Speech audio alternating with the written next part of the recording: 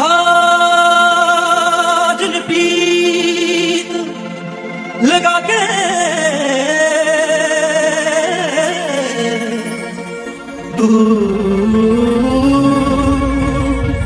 देश मत जाना, दूर देश मत जाना।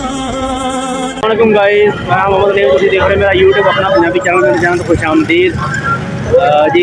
ਸਾਡੇ ਖਾਨਦਾਨ ਦੇ ਵਿੱਚ ਨਾ ਤਿੰਨ ਵੱਡੇ ਲੋਕ ਨੇ, ਮੇਰੇ ਬੁਣੇ ਤਿੰਨ ਭਾਈ। ਤੇ ਉਹਨਾਂ ਦੇ ਵਿੱਚੋਂ ਮੈਂ ਆਪਣੇ ਵਾਲਦਾਂ ਦਾ ਅਕੇਲਾ ਤੇ ਮੈਂ ਵੀ ਪ੍ਰਦੇਸ਼ ਕੱਟਿਆ ਦੇਖਿਆ ਤੇ ਮੇਰੇ ਚਾਚੂ ਦੇ ਬੇਟੇ ਜਿਹੜੇ ਉਹਨਾਂ ਨੇ ਵੀ ਪ੍ਰਦੇਸ਼ ਦੇਖਿਆ।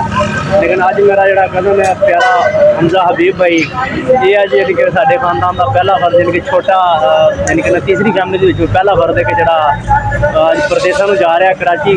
ਤੇ ਦੁਆ ਕਰਨਾ ਕਿ ਅੱਲਾਹ ਪਾਕ ਖੈਰ ਕਰੀਏ ਇਹਨੂੰ ਉੱਥੇ ਲੈ ਜਾਵੇ, ਹਿਫਜ਼ੋ-मान ਚ ਆਪਣੀ ਪਹੁੰਚਾਵੇ ਔਰ ਉੱਥੇ ਜਾ ਕੇ ਵੀ ਇਹਦਾ ਰੋਜ਼ਗਾਰ ਅੱਛਾ ਲੱਗੇ। ਤੇ ਅੱਜ ਅਸੀਂ ਪਹੁੰਚੇ ਹੋਏ ਹਾਂ ਰੇਂਜ ਯਾਰ ਖਾਨ ਥੱਲੀ ਚੌਕ ਖੜੇ ਹੋਏ ਹਾਂ, ਗੱਡੀ ਦਾ ਇੰਤਜ਼ਾਰ ਹੋ ਰਿਹਾ ਇਨਸ਼ਾਅੱਲਾ। ਇਹਨੂੰ ਕਰਵਾਉਣਾ ਚਾਹੁੰਦੇ ਹਾਂ ਦੁਆਵਾਂ ਦੀ ਦਰਖਾਸਤ। ਗਾਇਜ਼ ਅਸੀਂ ਹੁਣ ਮਹਿਮਾਨ ਨੂੰ ਕਰਨ ਲੱਗੇ ਹਾਂ ਰਵਾਨਾ, ਕਾਰ ਦੇ ਵਿੱਚ ਬਿਠਾਉਣ ਲੱਗੇ ਹਾਂ। ਅੱਲਾਹ ਖੈਰ ਕਰੇ ਤੇ ਜਾਏਗੀ ਇਕਬਾਲਾਬਾਦ ਇੰਟਰਚੇਂਜ ਤੇ ਉੱਥੇ ਫਿਰ ਗੱਡੀ 'ਚ ਬੈਠਣਗੇ ਸੀ ਪੈਕ।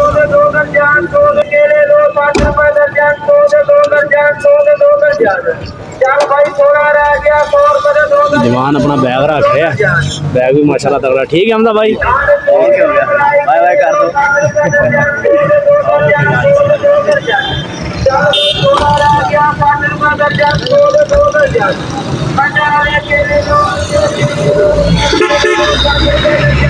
गाइस कसम दी कॉल आ रही है, ਉਹਦੇ ਕੱਪ ਲਗਾने मैं गड्डी ते बैठ गया होना शायद। अस्सलाम वालेकुम।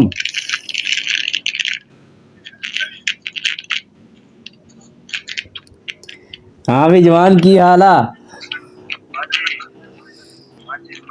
हाँ ठीक, तुसी सुनाओ कितने पहुंचे हो? अच्छा चलो माशाल्लाह। ते कदों कोनी गड्डी पहुंची नहीं अजे? कदों को पौनी गड्डी पहुंचनी है? थोड़ी देर तक आ रही है। सही सही। बड़ी मेहरबानी थोड़ी। हाँ हाँ सलाम ते नहीं। नहीं कोई परेशानी नहीं है, अल्लाह खैर करेगा। चलो अल्लाह पता लगेगा किधर किधर जाना है। कोई इतनी परेशानी है अभी जगह का नहीं पता। हाँ नहीं कोई नहीं, फिर नवा बंदा जो होए फिर थोड़ा जा हो जाता है। बाकी कोई नहीं, अल्लाह खैर करे, कोई मसला नहीं। चलो अल्लाह खैर करेगा। हाँ हाँ बिल्कुल। चलो माशाल्लाह। तकरीबन 10 बजे उन्हें इतने पहुंचना है। अच्छा अच्छा 10:30 बजे जाएगी। सही। चलो माशाल्लाह।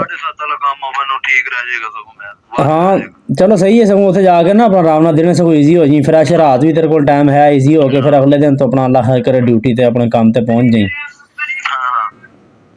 ऐसी मैं सोचा सी कि चलो नाल जावांगा तेनों गड्डी ते बिठा के ना ते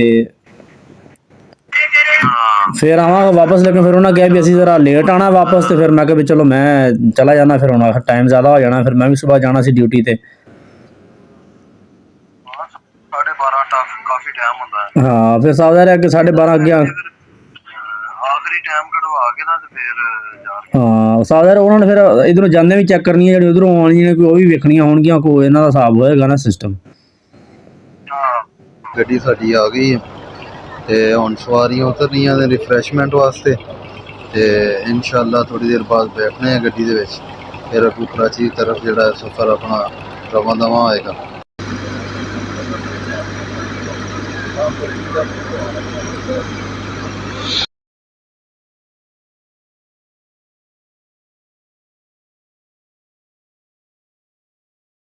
करूँ तो ही सुनाओ, तो बेहतर से ठीक है।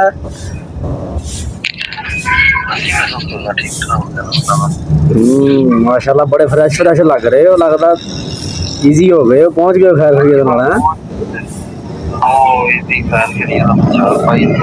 सही है, जबरदस्त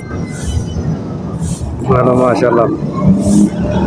तेरे ताए ने भाई अज सवेरे सवेरे जानी कि ना सवेरे 6:30 बजे तेरे ताए ने कॉल कर दी, कहना किथे मुंडा भाई पहुंचा कि नहीं।